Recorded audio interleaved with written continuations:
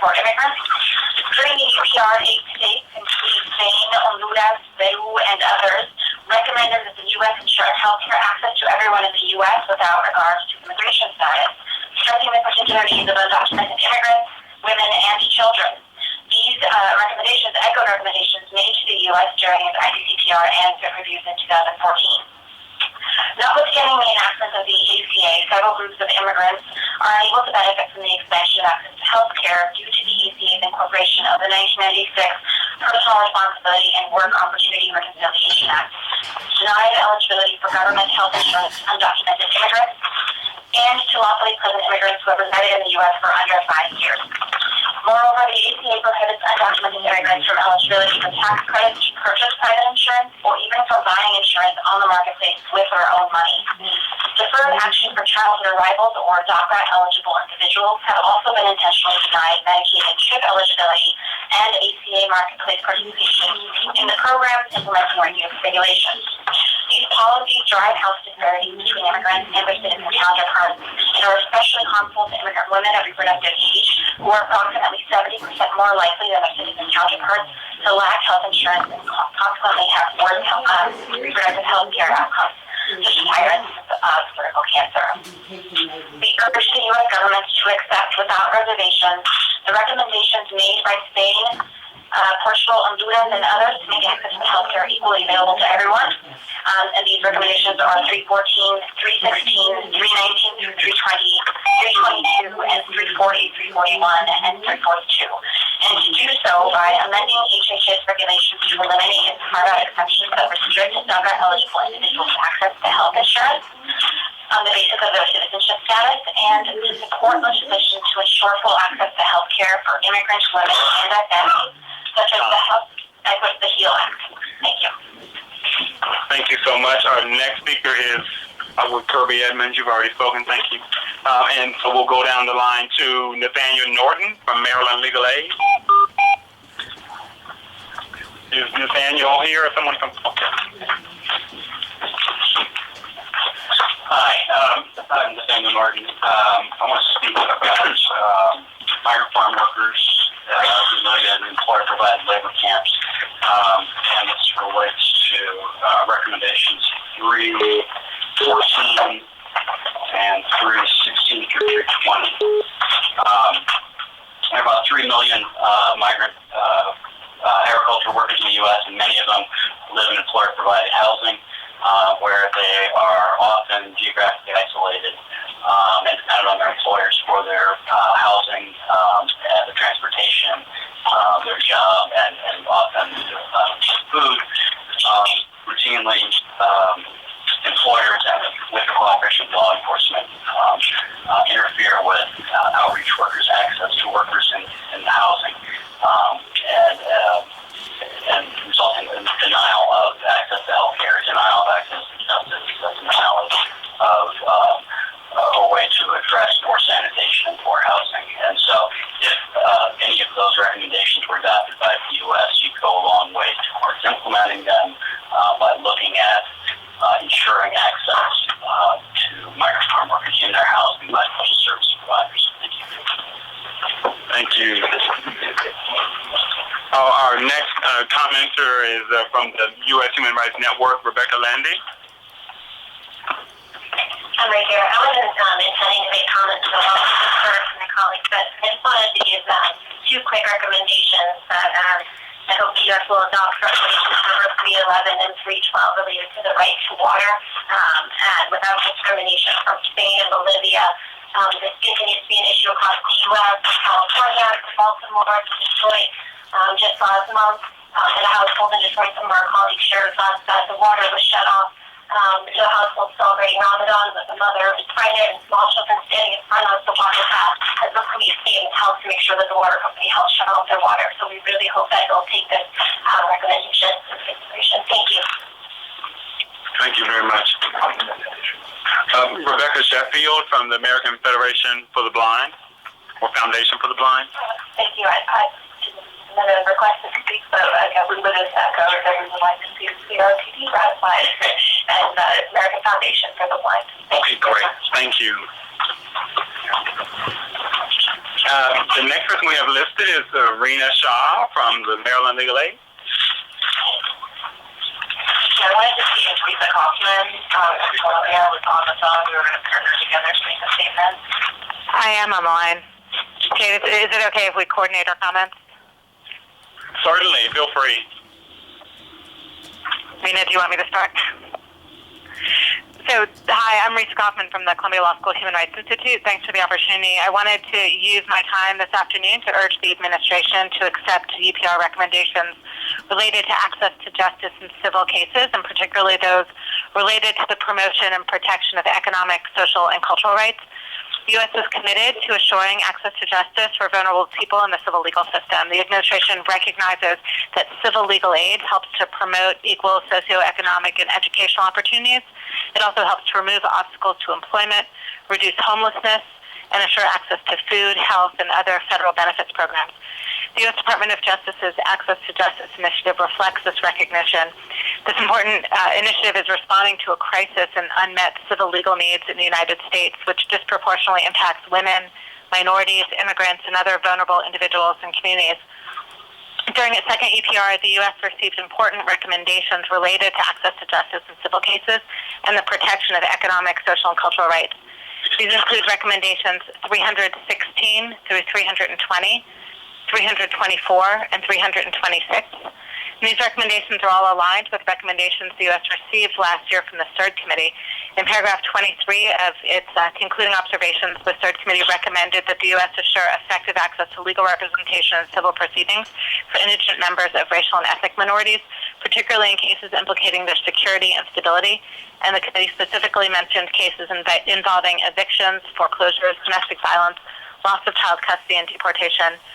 Thus, the Columbia Law School Human Rights Institute urges the administration to accept the access to justice-related UPR recommendations in full. 30 seconds left. Okay, in implementing these, we'd urge the administration to expand and make permanent DOJ's Access to Justice initiative, support full funding for Legal Services Corporation, and work to remove the federal appropriations restrictions that prevent client jealousy recipient programs, including categories of immigrants from securing civil legal services, and do all that it can to establish a civil right to counsel for indigent immigrants in immigration proceedings and other indigent persons in categories of federal civil legal proceedings in which basic human needs are at stake. So if I could pass it back to Rena to discuss in particular issues related to the Legal Services Corporation. I'll just talk briefly with some advancement in access to justice. Restrictions remain on legal aid organizations that receive funding from the Legal Services Corporation. These restrictions limit the clients that organizations like mine, Maryland Legal Aid, and other LSD-funded organizations restrict the clients that we can serve and also the legal advocacy tools that we can bring to bear to address our clients' problems. The effect is disproportionately on racial, ethnic, and national minorities and also women. And we just want to emphasize that the crisis of unmet civil needs, legal services are a big part of that because we cannot employ these tools that are available to everyone that afford to pay for a lawyer. One very stark example is that we're here today, but we actually cannot comment on which recommendations the government should and should not accept because of the very restrictions that limit us.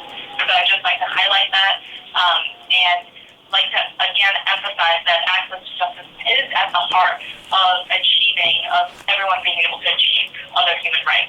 It's a linchpin. Thank you for your time. Thank you so much. Our next speaker in the room is Rosemary Blanchard, National Council for Social Studies. Hello. Okay, there it is. And I'm actually representing the human rights education community within the National Council for Social Studies, not the whole National Council.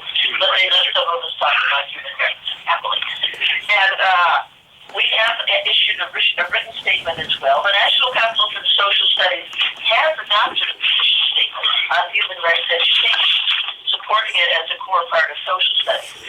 What we are looking at here is the importance of recognizing that for the United States to carry out its obligations under its various human rights treaties at the state and local level. And the federal government is always saying we are federal, so we can only do the things the federal government can do, but the rest has to happen at the state and local level. For that to be effective, the state and local level needs to know what these human rights are, and that means people need to know these things.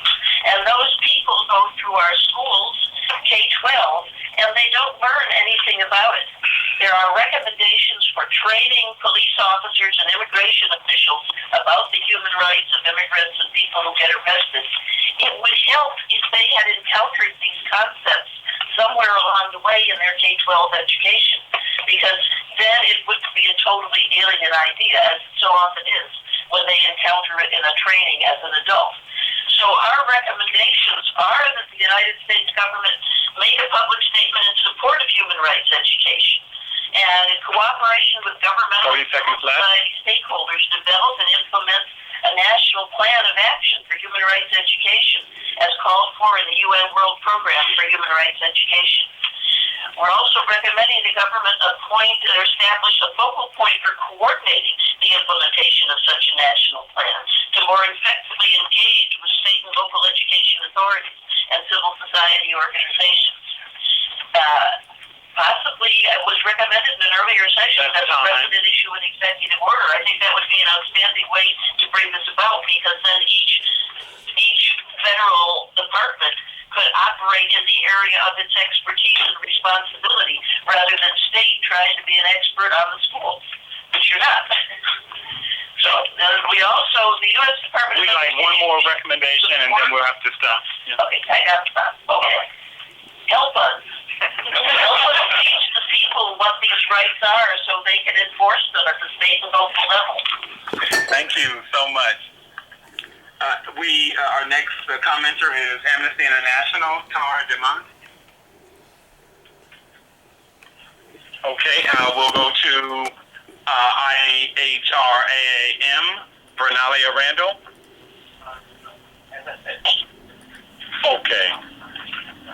Okay, great. And then we have Megan Bench from the Leadership Conference on Civil and Human Rights. All right, well, now it's time to go to people on the phone. The persons on the phone, we're starting with Betty Levy from the Seroptimus International. Betty, if you will unmute your line, you've got 2 minutes. Okay, well, we'll go to Carolyn Varno. The next person that seems to be interested in speaking would be Jessica Wentz from the Center on Climate Change Law. Yes, thank you. Hello, can you hear me? Yes, we can hear you well, thank you. Okay, great. Well, I'll just provide a quick comment here.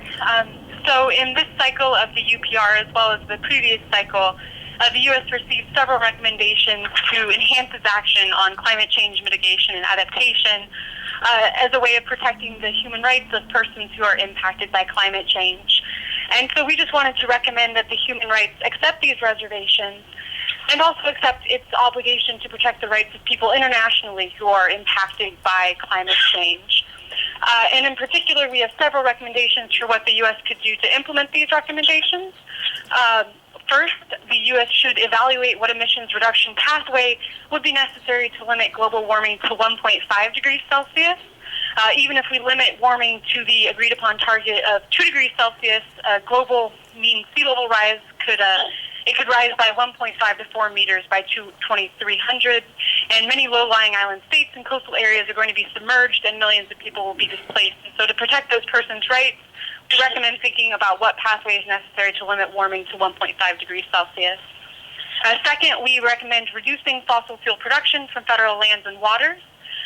In the 2012 World Energy Outlook, the International Energy Agency highlighted the fact that no more than 1/3 of proven reserves of fossil fuels can be consumed prior to 2050 if the world's going to achieve that 2-degree target, let alone a 1.5-degree target.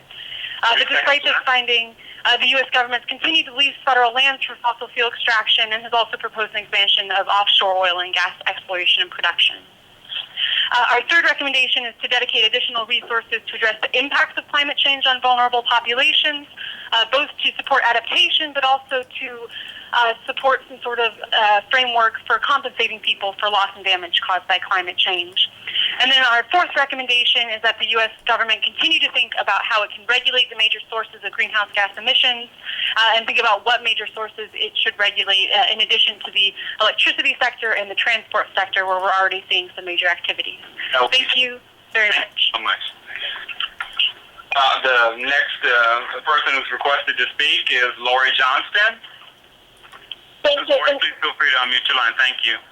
What is your name? I'm sorry, I didn't catch your name. Jade Craig from HUD. Hi. Thank you for hosting this, and thank you to the Algonquin people for hosting this meeting with their lands and their winds, for those of us calling in. So we'll continue our plenary statement where we're interrupted. We propose that each recommendation from a UN member of the UPR be assigned to the relevant point of contact from the State Department to be made publicly available to all addressing this recommendation in the future. So, I think you said, I'm sorry, you said your name was Jason? Jade, like the stone. Could you tell us what person in the State Department, for example, would be able to help us with recommendations 5.261, guarantee the right to access to justice and effective remedies to all Indigenous women who are victims of violence, and that came from Macedonia. Is there a department or person that you know of that would be the point person on that? This working group is reviewing that recommendation and providing feedback to the State Department. You can submit your comments on the recommendation to Amanda Wall in the Office of the Legal Advisor, and she'll forward them to our working group. Okay, so you're saying that this working group, and there's no point of contact for this working group at the State Department, right?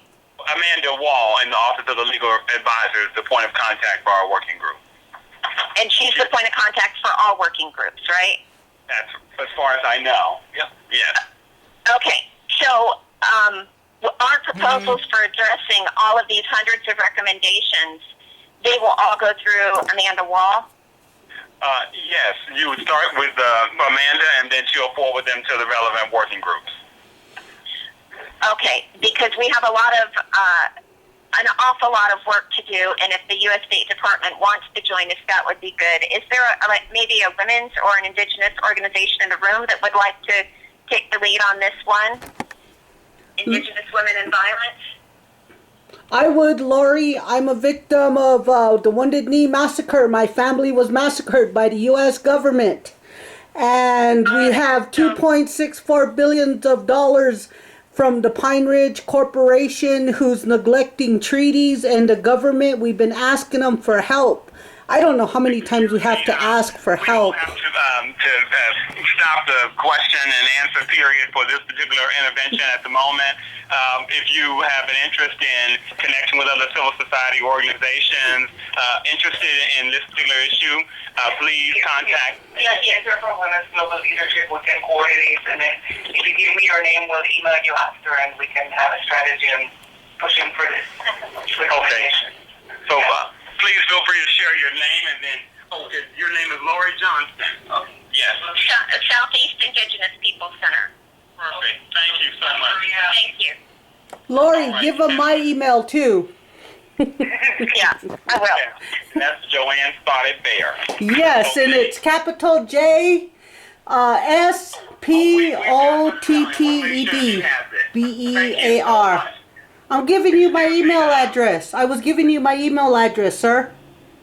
Well, I think we have your email address on file if you register for the conference. Okay, yeah, that'd be great. Thank you. I appreciate that. You're welcome. No problem at all. We need to get to our last caller, and that's Michael Berger for the Center for Climate Change Law.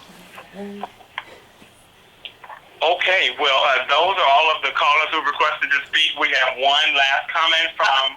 I'm sorry, this is Mary Garish. You don't have me on the list, even though I need to speak.